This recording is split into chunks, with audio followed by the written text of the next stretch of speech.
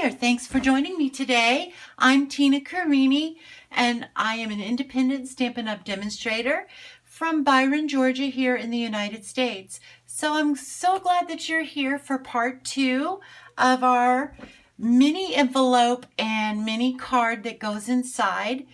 Part 1 was showing you how to make this adorable little mini coin envelope. So the string just kind of wraps around and you put your gift card, you put the mini card that we're going to make today inside, and it is a perfect little gift for, like I said, a gift card or a secret Santa note, or maybe some money or a check or anything like that.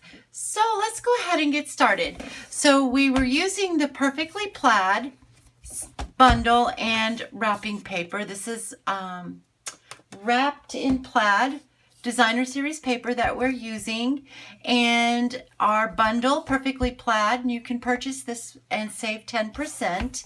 So we're going to be using this tree image here. We're going to do some heat embossing, and we're using this sentiment, but we're only going to use the love and the joy, and I'm going to show you how I did that.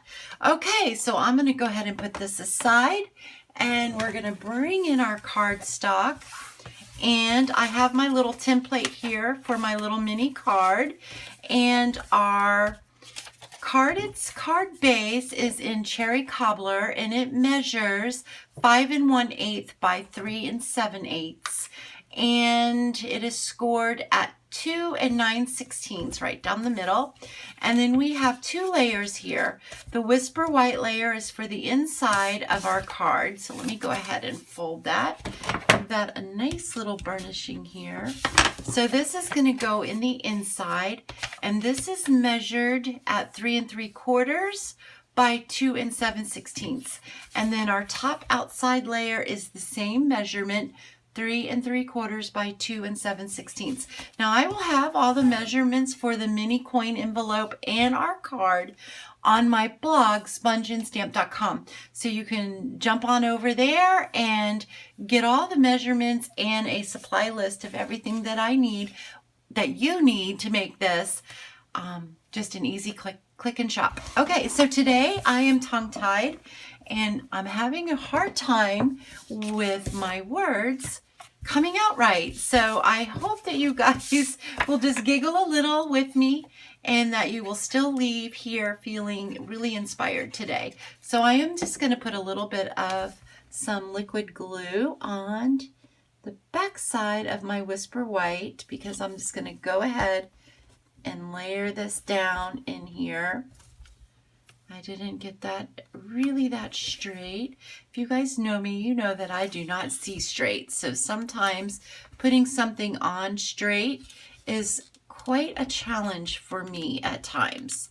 But I think that that is going to be okay. Alrighty, so now we're going to go ahead and put our dimensionals on here on the back side of our cherry cobbler layer. And we're going to layer this on the front of our card base. So I'm just going to pull these little guys off of here, just like so. Like that. And then I'm going to try to layer this on straight as well. So this is going to go, whoops, right on top of here.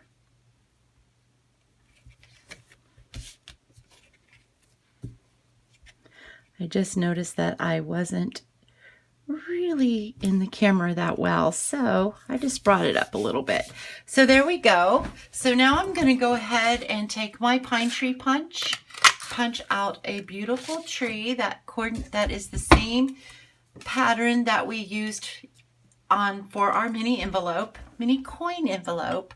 And then I'm going to take my scrap piece of shaded spruce, and I am just going to use my embossing powder to make this all nice and get rid of all the static and all the oil, so that our embossing powder will hopefully just stick where we want it to stick, which is on our Versamark. So I'm inking up my stamp here with Versamark.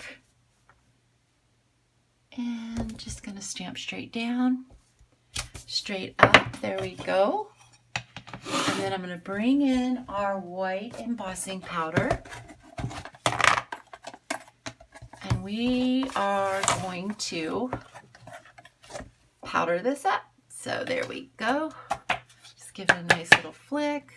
I think I want a little bit more up on top. Just like so. All right, so it looks pretty good to me. Except for that little spot right there and that little spot right there.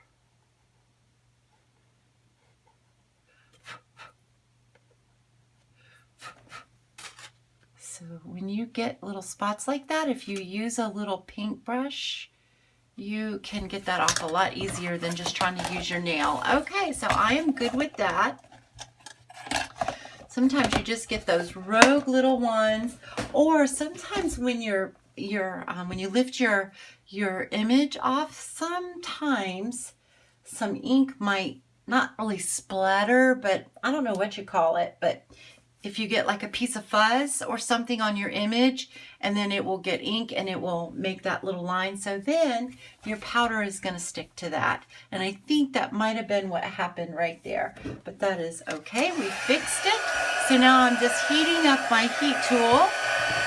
And I'm going to heat from the bottom first. And that's so that I don't blow away my embossing powder, so that it kind of sticks a little bit. And then I'm going to come to the front here, and then you can see the magic happen. This is one of my favorite things to do, and I feel like a giddy schoolgirl sometimes when I do it, but it's just so much fun. All right, so I am going to let that cool down just a little bit, because if you don't, sometimes the powder can smear if it doesn't quite dry in time. Or not necessarily in time, but fast enough, and you slide that in there before it's completely dry, it will smear. Okay, so now I am going to take my liquid glue, put a little bit on the back of our tree, and I'm going to put my plaid tree right about there. And that looks pretty straight. And then I'm going to put 2 dimensionals on the back of our shaded spruce tree. Take the backings off. And I'm going to layer it right probably about there. I think that looks pretty good. Now I'm bringing in my image, and I have my cherry cobbler ink. I have some retired washi tape, and I also have a Stampin' Write marker. So this is one of the ways that you can do it, which is the easiest way, is to take your Stampin' Write marker and just go over where you want to stamp with. So I've got that on there, and I should have a piece of scrap paper. Uh-oh. Well, it was right there, so we'll just use this, and we'll have to trim this down a little bit, but that's okay. I am going to just stamp this down here at the bottom, just like that. So there we go. So that is one way that you can do it. And then the other way is to use some washi tape. Like I said, I'm using my retired washi tape, and I'm just going to cover up the wording that I don't want to get inked up. Just like that. Oops. And then I am going to ink up this in the cherry cobbler ink pad. Oh, let me start over because I kind of got that boogied up a little bit. All right, so like I said, the easiest way is to use your Stampin' Write markers. Don't use your alcohol-based markers because they won't work. The ink will dry way too fast before you can stamp it, and it will mess up your stamps too. So I think I got that covered enough. You guys guys get the gist of this if I didn't, because you guys can probably see a whole lot better than I can. Okay, so I'm going to ink this up, and then I'm going to carefully pull this off, just like that.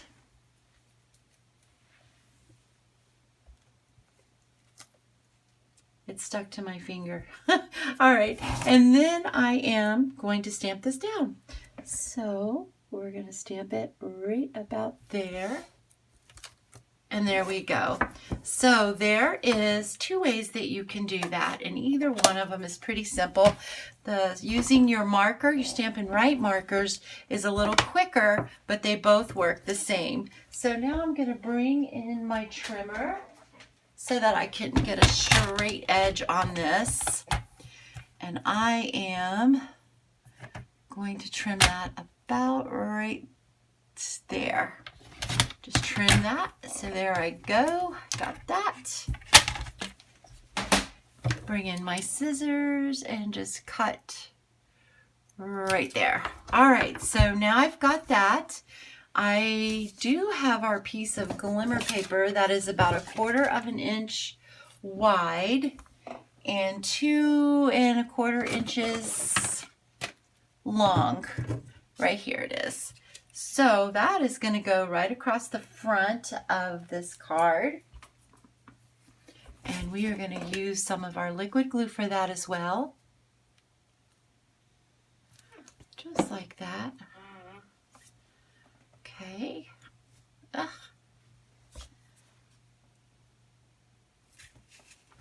And it's going to go right across here, just like that. And then we're going to put some, I did not bring over my mini dimensionals, so I am just going to snip off one of those. I probably could have done 2, but that's all right. Just one of those, and how about another one to go on this side over here. And I might have got that one over just too far because it might be showing on this side, which it kind of is. So let's see if we can fix that without messing up our tag. There we go. I think that's going to be all right. It's not going to matter too much. Okay, and then we're just going to stick that right on top of there, just like so. And then one more thing, we've got our holiday rhinestones. They're the basic jewels. These things are awesome. They are Knighted Navy. I think that's mint macaron, shaded spruce, real red, and then crushed curry.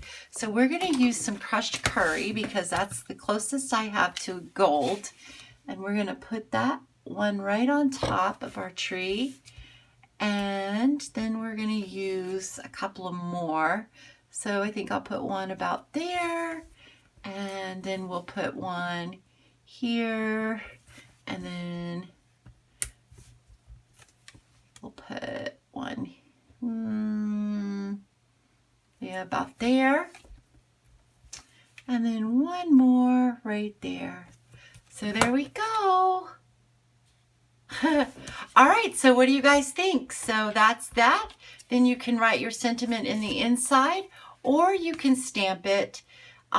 You can put a gift card in here. You can put money, all kinds of stuff. And then that just slips right into our little envelope, and it closes down just like so. And then you just wrap your string, our linen thread, right around there, and it closes up. And then there you go. So that is it. I hope you guys feel inspired by this and that you will give it a try. And like I said, don't worry about going back and catching the measurements. They will be listed on my blog at spongeandstamp.com. And also to stay up to date with everything that I do and all of my classes, just sign up for my email. I'll also have a link for that under the descriptions below, along with the link to my blog down below as well. You guys have a blessed day. Thank you so much for joining me today. Bye-bye.